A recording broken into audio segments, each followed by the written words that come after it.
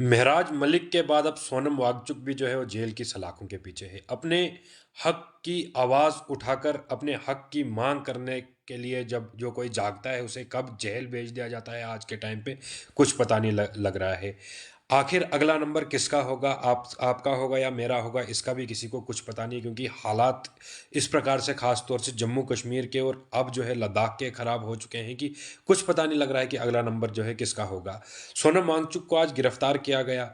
अब जो वायलेंस वहाँ पे क्रिएट हुई वो पूरा का पूरा फेलियर जो है वो सिक्योरिटी का है, जो कि एलजी लद्दाख जो है वो जिसको मॉनिटर करते हैं देखते हैं, लेकिन उसका भी जो है वो डेकरा जो है उसका सारा लेखा जोखा जो है वो सोनम वांगचुक के सर पे फोड़ने की वजह यह है कि सोनम वांगचुक जो है वो लद्दाख के लोगों की बात कर रहा था, लद्दाख के हक की आवाज़ जो है वो उठा रहा था। इसलिए उस आवाज़ को, उस मूवमेंट को क्रश करने के लिए, उस मूवमेंट को दबाने के लिए जो है वो हिंदुस्तान हुकूमत ने, बीजेपी गवर्नमेंट ने जो है अब सोनम वांगचुक को ये जो जेल में डाल दिया। पहले भी महराज मलिक को पीएसए के तहत जो है बुक कर दिया गया था और उसके बाद अब तक जो है इस पर कुछ भी जो है अभी सामने चीज़ें नहीं आई है। और उसके बाद कंटिन्यूसली आप देख सकते हैं कि लद्दाख में भी जो है काफ़ी देर से जो है वो डिमांड चल रही थी और सोनम वांगचुक को भी जो जेल में डाल दिया है। न जाने कब जो है अब सोनम वांगचुक जेल से बाहर आएंगे या आएंगे भी, या काफ़ी समय बाद भी आएंगे।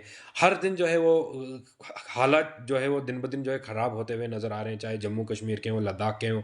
वायलेंस भी इस कदर हुई क्योंकि लद्दाख जो है वो काफ़ी पीसफुल इलाका है और बुद्धिस्ट जो है वो काफ़ी पीसफुल कम्युनिटी में से जो है उनको माना जाता है। वो कभी भी जो है वायलेंस को बढ़ावा नहीं देते हैं, वायलेंस पे नहीं उतर आते हैं। लेकिन जब हुकूमत इस कदर जो है किसी शख्स को तंग करेगी तो लोग जो है वो मजबूर हो जाते हैं, लोग अपना आपा खो लेते हैं और उसके बाद जो है इस तरीके की घटनाएं जो है हमारे सामने जो है वो आती है।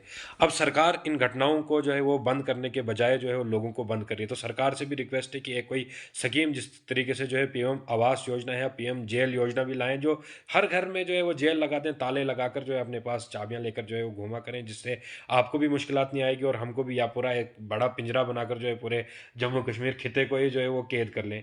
अफसोस के साथ ये भी कहना पड़ रहा है कि कुछ लोग, परसों महाराजा का जन्मदिन था तो कुछ लोग खुद को बड़े सूरमा कह रहे थे, लेकिन उन लोगों के लिए और हमारे लिए शर्म की बात है कि जिस जम्मू कश्मीर को, जिस लद्दाख को महाराजा ने या उनके सैनिकों ने, उनके जितने भी वेलविशर्स थे, उन्होंने अपने खून से सींच कर जो एक एक इंच जो है, एक एक एकड़ ज़मीन जो है इकट्ठा कर कर इतना बड़ा साम्राज्य खड़ा किया था, इतना बड़ा राज्य खड़ा किया था। और किस तरीके से जो है उस राज्य के अब टुकड़े कर दिए हैं और कुछ एरिया उसका चाइना के पास भी है, ये भी हमारी बदकिस्मती है, कुछ पाकिस्तान के पास है और कुछ उस राज्य के जो हिंदुस्तान के पास जितना एरिया था उसमें से भी जो है वो दो टुकड़े कर कर जो है वो उस राज्य को तबाह कर दिया है। लेकिन अफसोस की बात है कि कुछ लोग अभी भी खुशी मना रहे हैं और खुद के राजा को जो के हितैषी मानते हैं और हितैषी राजा का हितैषी या राजा की इज्जत करने का दावा करते हैं। और दावा वो लोग करते हैं जिन्होंने राजा की धरोहर को, राजा की पुश्तैनी राज्य के जो है वो इतने टुकड़े कर दिए और ऐसे हाल जो है उस राज्य का हो रहा है, ऐसे दर दर की ठोकरें जो है वो यहाँ पे खा रहे हैं। जम्मू कश्मीर के हालात तो ख़राब थे ही, लेकिन अब लद्दाख के भी जो है वो धीरे धीरे ख़राब हो रहे हैं। पिछले कुछ सालों से जब से इस तरीके के सिस्टम जो है वो यहाँ पे आ रहा है, अभी जो है वो आप समझे कि पॉलिटिकली भी यतीम है। अगर आप गवर्नेंस की बात करें तो जम्मू कश्मीर में बेशक इलेक्शन हुए, लेकिन यतीम इस प्रकार से कि अगर आप कुछ काम निकालने के लिए किसी भी अथॉरिटी के पास जाते हैं तो उनके पास जो है, मतलब गवर्नमेंट है तो बिना दांतों के ही जो है वो गवर्नमेंट चल रही है, उनके पास कुछ भी पावर नहीं है, उनकी कोई कमिश्नर्स नहीं सुन रहे हैं, उनकी बाकी कहीं किसी भी जगह पे कोई सुनवाई नहीं है। लेकिन अफसोस की बात है कि कुछ भी, किसी भी तरीके से की आवाज़ अगर कोई उठाता है तो उसको जो है वो डिटेन कर लिया जाता है, उसको जेल के भीतर जो है कर लिया जाता है।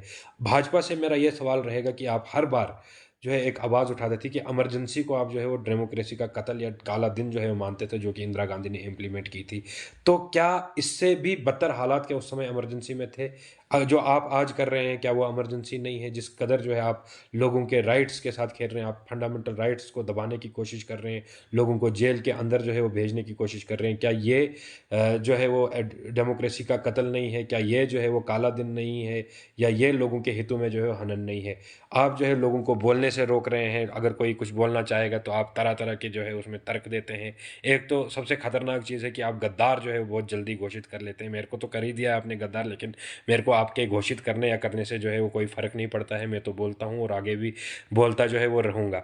लेकिन अफ़सोस की बात है कि हम कब तक जो है इस तरीके से जो है बर्दाश्त करते रहेंगे और कब तक हमारे ऊपर जो है इस तरीके का ज़ुल्म जो है होते आएगा। जम्मू कश्मीर जो है पहले से ही शायद कुछ कुकर्म जो है हमारे यहाँ के लोगों ने किए थे कि पहले आतंकवाद का सामना किया, फिर इस तरीके से की गवर्नमेंट का सामना किया जो कि बहुत ज़्यादा यातनाएँ जो है यहाँ के अवाम को दे रही है। चाहे स्टूडेंट्स हो, देख सकते हैं स्टूडेंट्स भी दर-दर की ठोकरें खा रहे हैं, पेपर लीक की शिकायतें आती है, हर किस्म की शिकायतें आती हैं। अभी यहाँ पे रोड जो है बंद हुआ जिसकी वजह से काफ़ी प्रीशियस एग्ज़ाम जो है जिसकी तैयारी बच्चे कर रहे थे उनको वो देने नहीं पहुँच पाए।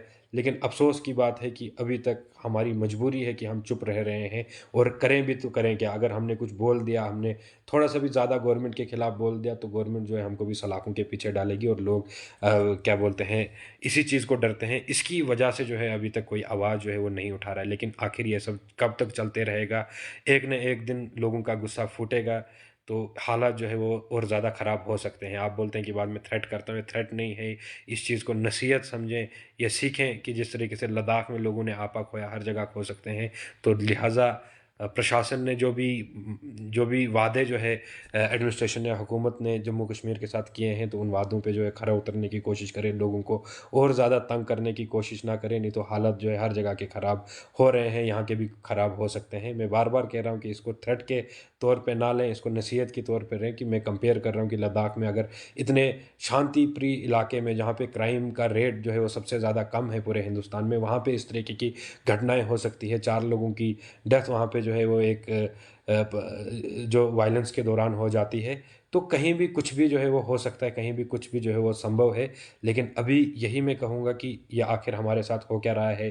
क्या आखिर हम एक आज़ाद मुल्क में रहते हैं? क्या जम्मू कश्मीर भी जो है वो हिंदुस्तान के साथ ही आज़ाद हुआ है? या फिर उन लोगों की का बलिदान जो है व्यर्थ हो गया जिन लोगों ने ईस्ट इंडिया कंपनी के साथ ब्रिटिश रूल के खिलाफ जो है आवाज़ उठाकर अपने प्राणों की आहुति दी थी, अपना बलिदान दिया था, क्या उनका बलिदान और खून व्यर्थ हो गया? क्या यही आज़ादी जो है अपनी आवाम को दिलाने के लिए जो है उन लोगों ने अपना बलिदान देकर जो है अंग्रेज़ों की गुलामी से जो है हमको मुक्त कराया था कि अंग्रेज़ों की गुलामी के बाद जो है ब्यूरोक्रेट्स के गुलाम हो जाएँगे या इस तरीके से कोई तानाशाही हुकूमत आएगी और उस तानाशाही हुकूमत के अधीन जो है वो ये लोग हो जाएँगे और किसी भी तरीके से कुछ भी जो भी इम्प्लीमेंट वो हुकूमत करना चाहेगी तो वो इम्प्लीमेंट जो है इन लोगों पे करेगी।